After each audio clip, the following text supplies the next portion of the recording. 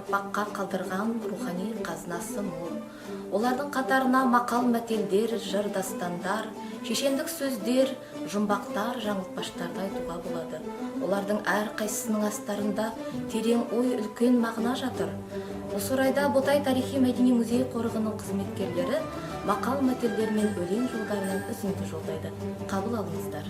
Ел боламын десе бесігімді түзе. Бұл жерде тәрбие жайлы айтып жатқаны сөзсіз. Яғни болашақта бесік тербейтін қыз баланың тәрбиесіне ерекше көңіл бөлу керектігін айтады.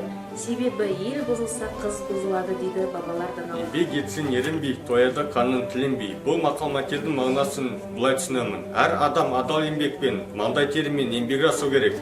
Сонда ғана еңбектің жемісін көре аласыз. Затып алып тілей беруге болмайды, әрекет жасау керек. Қасым Аманжолов, туған жер. Шықшы тауға, қарашы кең далаға, мәз боласың, ұқсайсың жас балаға.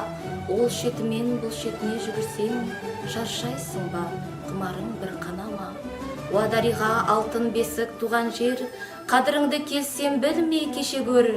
Жаталмас сен топырағыңда тебіренбей, ақын болмай тасың болсам мен егер.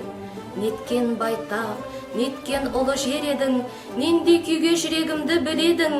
Сенде туып, сенде өсіп, сенде өсем, арманым жоқ бұл өмірде дер едім.